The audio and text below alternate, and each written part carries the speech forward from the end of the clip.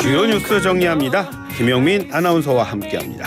어서 오세요. 네, 점심 먹고 한잔 하면서 듣는 영민한 뉴스 시간입니다. 네, 이낙연 전 대표가 이끄는 새로운 미래와 더불어민주당 탈당 의원들이 있는 미래대연합이 단일 정당으로 통합하기로 했죠? 맞습니다.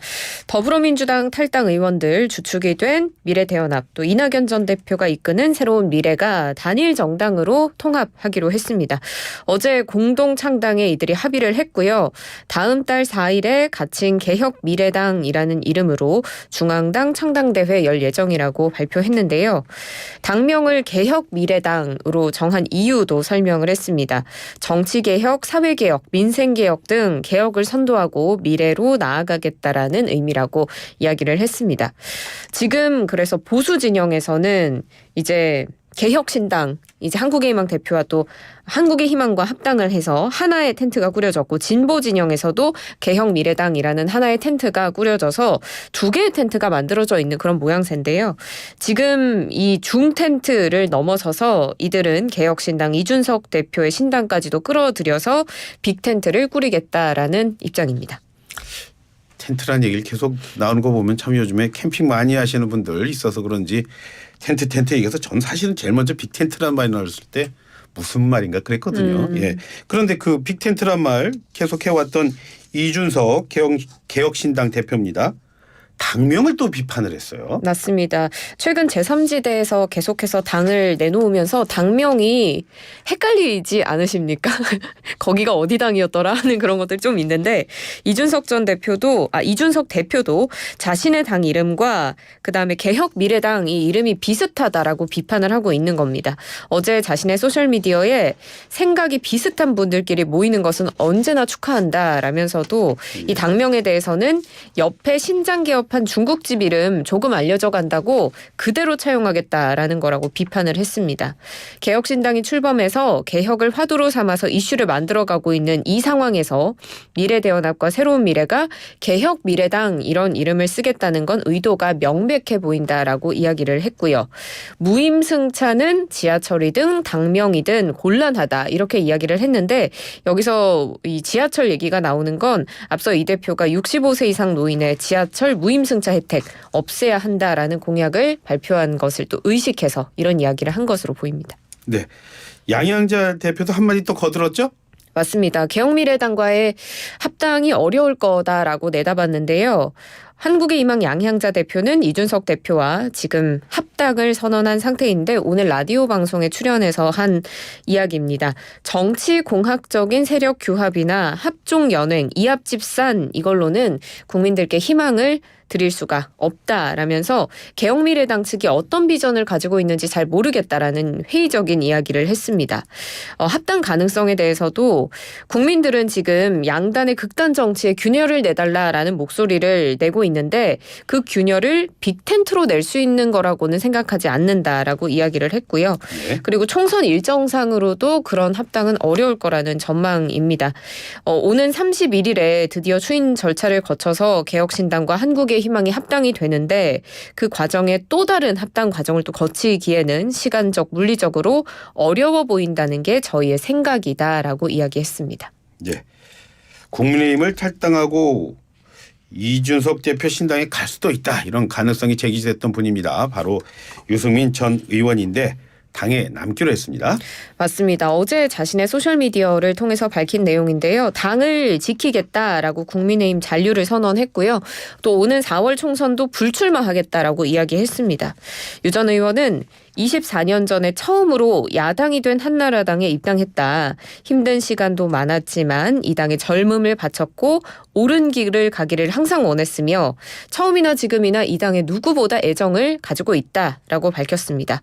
그래서 오랜 시간 인내해왔고 앞으로도 인내할 거라면서 우리 정치가 더 나은 세상을 위해 복무하도록 남은 인생을 바치겠다고 했습니다. 앞서 이준석 전 대표가 이 제3지대 신당 창당하면서 유 전 의원에 대해서 러브콜을 보냈는데 이를 거절한 것으로 풀이가 됩니다.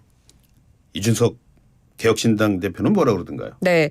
앞서 이 대표가 한 유튜브 방송에 출연해서 좀 적극적으로 러브콜을 보냈었습니다. 개혁신당 입장에서도 유승민 전 의원이 역할을 할 수 있는 정도의 당이 돼야 한다.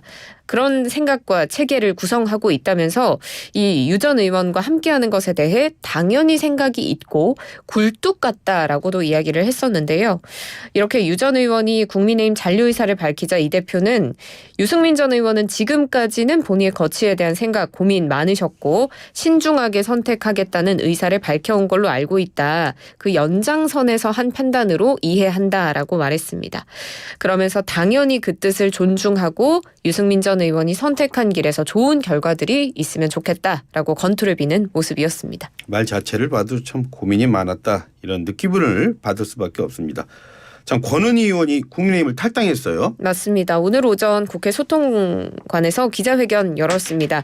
권은희 국민의힘 의원 소속 정당인 국민의힘 탈당 의원직 사퇴를 선언했는데요.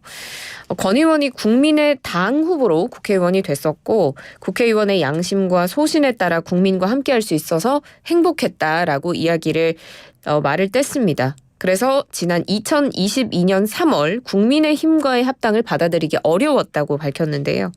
이 제3정당을 선택하신 국민과의 약속을 지키기 위해서 제명도 요청했지만 제명 요구는 받아들여지지 않았고 오히려 거대한 양당 정치 현실 속에서 고민하는 나날의 연속이었다라고 이 탈당의 배경을 설명했습니다.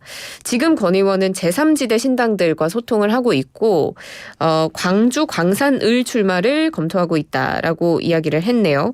개혁신당과 개혁미래당 이 양쪽 모두 소통을 하고 있는 상태고 예.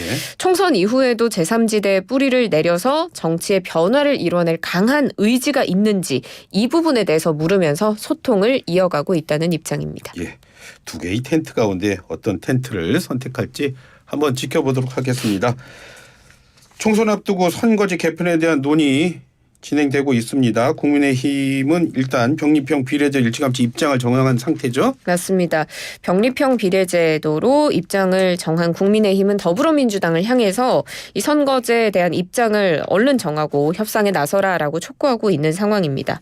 윤재욱 국민의힘 원내대표가 오늘 비상대책위원회의에서 한 발언인데 22대 총선이 72일 앞으로 다가왔지만 선거제의 방향이 오리무중이다라면서 하루빨리 선거제에 대한 입장 정해서 협상 테이블로 나오길 강력히 촉구한다라고 민주당을 향해 말했습니다. 네.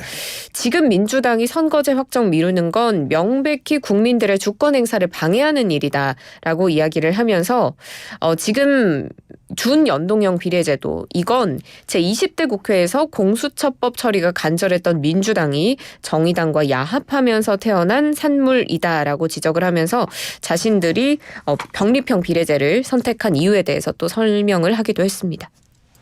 그런 요구를 받은 더불어민주당은 지금 현재 어떤 입장이죠? 네, 홍익표 원내대표가 오늘 오전 라디오 인터뷰에서 과거의 병립형으로 돌아가서 권역별 비례로 가는 안이 있고 또 현재의 연동형제를 그대로 유지하면서 연합 비례정당을 만드는 이렇게 두 가지 안이 존재하고 있다라고 먼저 이야기를 했는데요.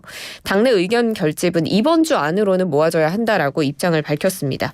조만간 지도부가 결정하고 당내 의견을 수렴할 생각이라고 밝혔는데 홍 원내대표는 이 중요한 게 연동형이냐 병립형이냐 이게 아니라 비례 후보 선출 방식의 문제가 굉장히 중요하다라고 짚습니다. 국민들께서 가장 부정적인 건 당 지도부 혹은 힘 있는 사람들이 정당한 방식도 없이 자기 사람을 일방적으로 꽂는 비민주성, 비개방성, 비투명성 이것이 문제다라고 밝혔습니다. 홍익표 원내대표가 이번 주 안으로 의견을 모으겠다 이런 게 아니라 이번 주 안으로 의견이 모아져야 한다. 이렇게 얘기를 했군요. 오늘 아침에 많이 추웠는데 갑자기 또 날이 많이 풀리는 그런 모양새죠? 네, 맞습니다. 지난주 너무 많이 추우셨을 것 같습니다. 지난주 체감온도가 영하 20도 안팎을 왔다 갔다 하면서 그렇죠. 네. 그런 북극 한파가 닷새 동안 이어졌습니다. 그래서 지난주 금요일에 올겨울 들어 첫 한강 결빙이 관측되기도 했습니다. 이 한강 공식 결빙은 그 구체적인 구역과 기준이 있습니다. 아, 그래요? 한강대교 두 번째와 네 번째 교각 상류 100m 지점에 직사각형 구역이 있는데 여기가 완전히 얼어 얼어붙으면 한강이 결빙됐다고 말합니다. 보통 한강은 닷새 이상 최저 기온이 영하 10도 이하 그리고 최고 기온도 영하권일 때 어는 것으로 보통은 관측이 되는데요. 다행히 이번 한 주는 큰 추위 없이 예년보다 온화한 날씨가 이어질 것으로 보입니다. 오늘 아침에는 다소 추웠습니다. 영하 4.5도였지만 낮에는 4도까지 오르겠고요. 그리고 기온이 점차 오르다가 수요일에는 아침 최저기온도 영상권을 회복하겠습니다. 뭐 미세먼지도 뭐 주의하고 조심해야 한다고 하네요. 네, 오늘도 수고하셨습니다. 고맙습니다. 수고하셨습니다. 예, 지금까지 김영민 아나운서와 함께했습니다.